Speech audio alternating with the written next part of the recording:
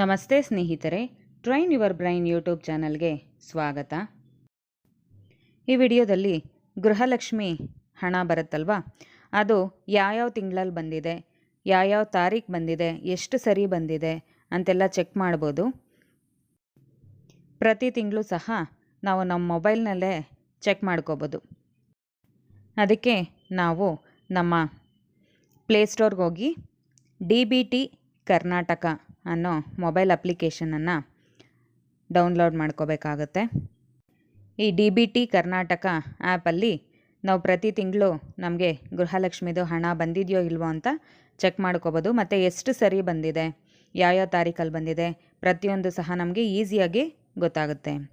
First ನಾವು Google ಪ್ಲೇಸ್ಟೋರಲ್ಲಿ ಹೋಗಿಬಿಟ್ಟು DBT Karnataka mobile app ಅಂತ ಟೈಪ್ ಮಾಡಬೇಕು. ಅದನ್ನು ಡೌನ್ಲೋಡ್ ಮಾಡ್ಕೋಬೇಕು. ಡೌನ್ಲೋಡ್ ಮಾಡಿಕೊಂಡು ಇನ್ಸ್ಟಾಲ್ ಮಾಡ್ಕೋಬೇಕಾಗತ್ತೆ. DBT ಕರ್ನಾಟಕ ಅಪ್ಲಿಕೇಶನ್ನು ಡೌನ್ಲೋಡ್ ಆದಮೇಲೆ ನಮಗೆ ಬೇಕಾಗಿರೋದು ಆಧಾರ್ ಕಾರ್ಡು. ನಮ್ಮ ಆಧಾರ್ ಕಾರ್ಡಲ್ಲಿ 12 ಅಂಕೆಯ ನಂಬರ್ ಇರುತ್ತಲ್ವ, ಅದನ್ನು ನಾವು ಅದರಲ್ಲಿ ಎಂಟ್ರಿ ಮಾಡಬೇಕಾಗತ್ತೆ. ಎಂಟ್ರಿ ಮಾಡಿದ್ದಾದಮೇಲೆ ಅವರು OTP ಕಳಿಸ್ತಾರೆ, 6 ಅಂಕೆಯ OTP ಕಳಿಸ್ತಾರೆ. OTPನ ನಾವು ಎಂಟರ್ ಮಾಡಬೇಕಾಗತ್ತೆ. OTP ಎಂಟರ್ ಮಾಡಿದ ತಕ್ಷಣ ಈ ಥರ ಪೇಜು ಓಪನ್ ಆಗುತ್ತೆ. ಕ್ರಿಯೇಟ್ MPIN ಅಂತ ಇರುತ್ತೆ. ಇಲ್ಲಿ ನಾವು 4 ಅಂಕೆಯ ಪಾಸ್ವರ್ಡನ್ನು ರಚನೆ ಮಾಡ್ಕೋಬೇಕು. ನಿಮಗೆ ಯಾವ ನಂಬರ್ ಬೇಕೋ ಆ ನಂಬರ್ 4 ನಂಬರು ಅಲ್ಲಿ ಹಾಕಿದ ತಕ್ಷಣ ಪಾಸ್ವರ್ಡ್ ಬರುತ್ತೆ. ಆ ಪಾಸ್ವರ್ಡನ್ನು ಮರ್ತೋಗಬಾರ್ದು, ಜ್ಞಾಪಕ ಇಟ್ಕೊಂಡಿರಬೇಕು. ಪಾಸ್ವರ್ಡ್ ಎಂಟ್ರಿ ಮಾಡಿ ಸಬ್ಮಿಟ್ ಕೊಟ್ಟಿದ ತಕ್ಷಣ ಈ ಥರ ಪರ್ಸನಲ್ ಇನ್ಫಾರ್ಮೇಷನ್ ಬರುತ್ತೆ. ಇದರಲ್ಲಿ name, address, pin code, gender, date of birth ಎಲ್ಲ ಅದೇ ಬಂದಿರುತ್ತೆ. ಕೊನೆಯಲ್ಲಿ ಮಾತ್ರ ಮೊಬೈಲ್ ನಂಬರ್ ಅಂತ ಖಾಲಿ ಇರುತ್ತೆ. ಅಲ್ಲಿ ನಾವು ಮೊಬೈಲ್ ನಂಬರನ್ನು ಹಾಕ್ಕೊಬೇಕು.